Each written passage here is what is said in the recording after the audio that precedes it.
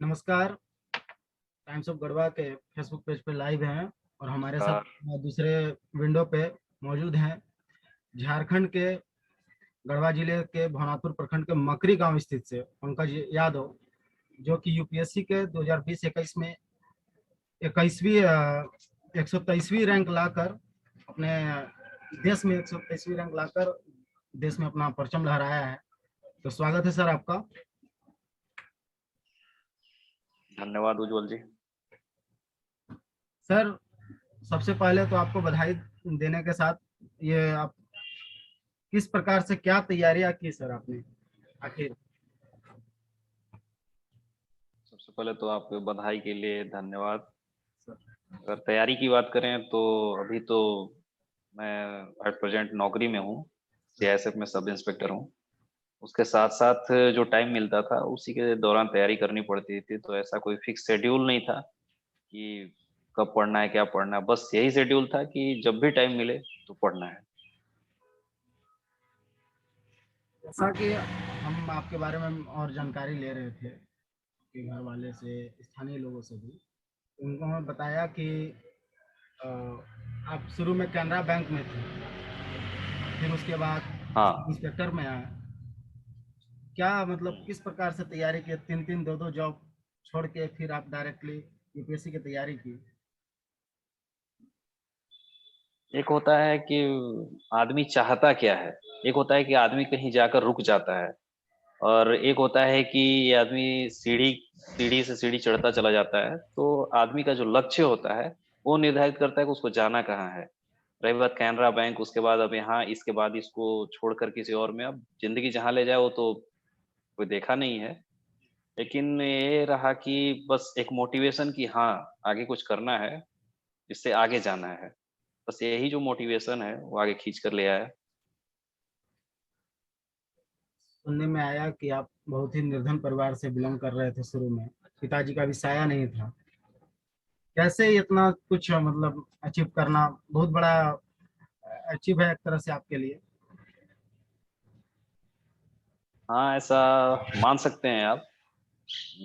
लेकिन मैं कभी ऐसा नहीं मानता हूँ कि मैं कभी औरों से अलग हूँ, या और जो लड़के हैं उनको जो उनके माँ बाप जो परवरिश देते हैं या फैसिलिटी देते हैं, हमारे माँ बाप ने कुछ कम दिया है, ऐसा कुछ नहीं है।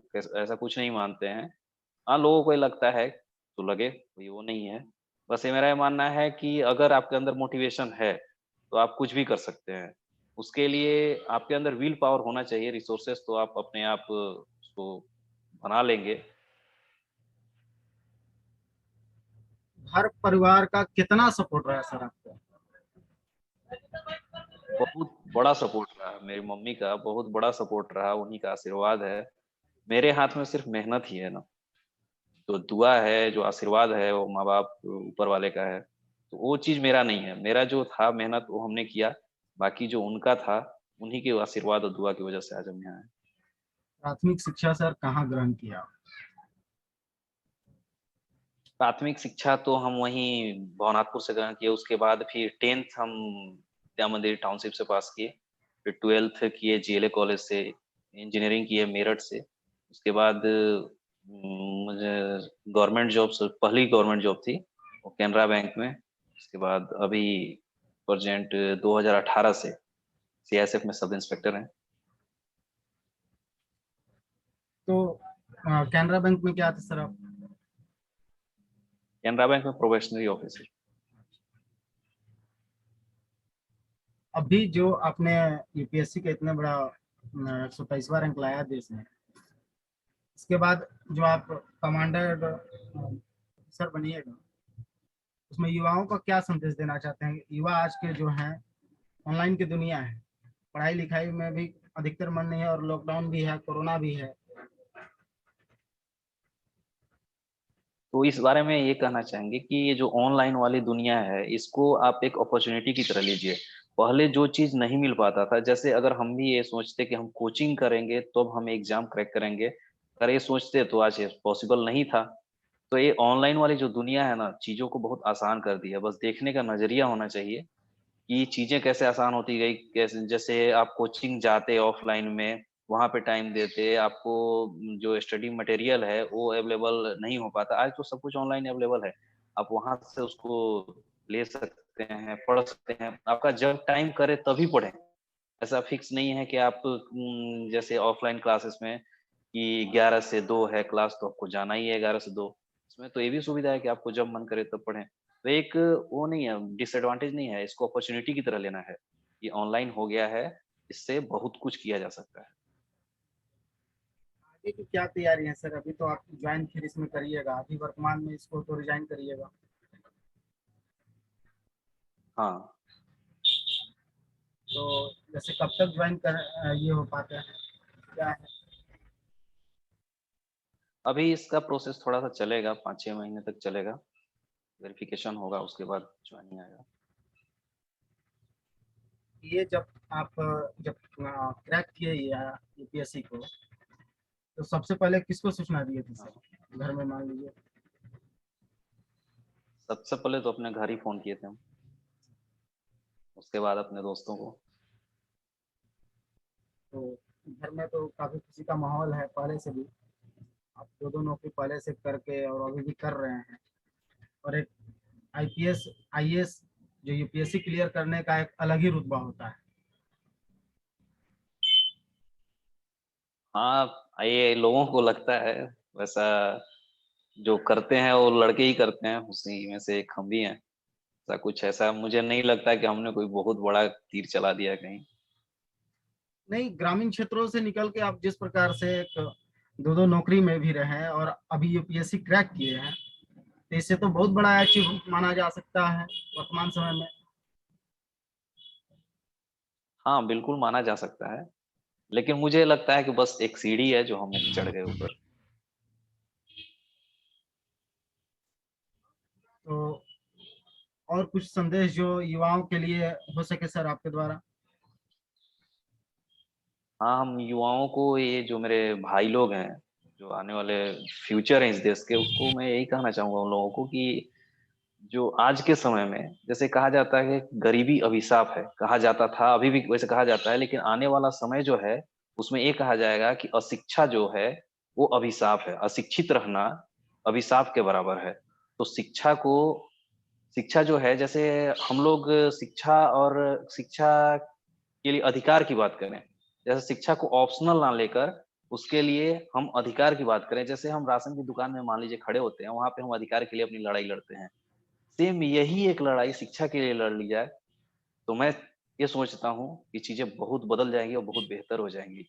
क्योंकि आज जो चीज़ है, जैसे एक डेवलप्ड नेशन है और डेवलपिंग नेशन है, दोनों के बीच में डिफरेंस क्या है? जो डिफरेंस ये है कि हम उन चीज़ों पे ध्यान नहीं दे रहे हैं जो विकास के लिए सबसे ज़रूरी है। जैसे वर्ल्ड बैंक ने कहा कि आज के समय के लिए ह्यूमन रिसोर्स डेवलपमेंट बहुत ज़रूरी है, और ह्यूमन रिसोर्स डेवलपमेंट के लिए सबसे ज़रूरी है एजुकेशन, हेल्थ और स्किल डेवलपमेंट।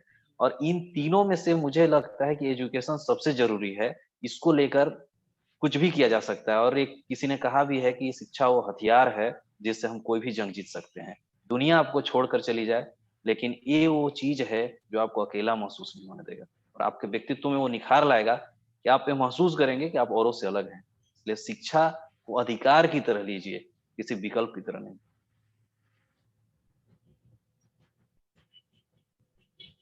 आप जो यूपीएससी क्रैक किए हैं, सीए सीएसपीएस क्या बोलते हैं उसको, मतलब युवाओं को क्या मतलब सीएपीएफ असिस्टेंट कमांडेंट, इसके बारे सीएपीएफ में कुछ असिस्टेंट बताइए। कमांडेंट होता है वो पोस्ट। ये जो पोस्ट होता है वो पैरामिलिट्रीज में होता है। यहाँ पे जो गेस्टेड ऑफिसर का जो रैंक शुरू होता है वो असिस्टेंट कमांडेंट से शुरू होता है। इसके बाद प्रमोट होकर वो deputy commandant, commandant, senior commandant, उसके बाद डीआईजी तक जाते हैं। तो आज के युवाओं को सोचने की उम्मीद है और समझने की कोशिश करना चाहिए। लोगों को देखना चाहिए कि एक गरीब परिवार, निर्धन परिवार का लड़का जो आज यूपीएससी क्रैक करके इतने बड़े पोस्ट पे जा रहा है, तो लोग आपके इस वीडियो को देख के तो लोग मोटिवेशनल भी काफी महसूस करेंगे, लोग करने की कोशिश करेंगे। जिस जगह से आप आते हैं ये सबसे पिछड़ा इलाका है, जिला भी पिछड़ा है और हमारा वो मकरी गांव भी पिछड़ा है, तो काफी बहुत बड़ी अचीव की बात है। हाँ, एक चीज मैं एक बात बोलना चाहूंगा आपको कि जब मेरा इंटरव्यू हो रहा था तो उसमें मैंने एक बात, इंटरव्यूअर जब मुझसे पूछा कि आप कुछ बोलना चाहेंगे, तो मैंने एक बात उनसे बोली थी कि मैं जहाँ से आता हूँ सर, जिस जगह से, झारखंड के गढ़वा जिले से, आप अभी भी नेट पे सर्च करेंगे तो काफ़ी पिछड़ा हुआ है और नक्सल अफ़ेक्टेड है। अगर वहाँ से आकर मैं इस यूपीएससी पैनल के सामने बैठा हूँ, तो मैं ये मानता हूँ कि कोई भी लड़का कुछ भी कर सकता है। नहीं, वाकई अभी के डेट में जो भी है, या शुरू से ही नक्सल प्रभावित क्षेत्र रहा है। और कुछ दिन पहले निकलने की कोशिश हुई थी, लेकिन फिर से वही नक्सल प्रभावित बनते जा रहा है धीरे धीरे। तो सबसे बड़ी गर्व की बात है हम सबों के लिए, क्षेत्र के लिए, जिला के लिए, राज्य के लिए, कि आप एक ऐसे जगह से निकल रहे हैं और देश का नाम, राज्य का नाम, गांव जिला, जवार का नाम रोशन कर रहे हैं।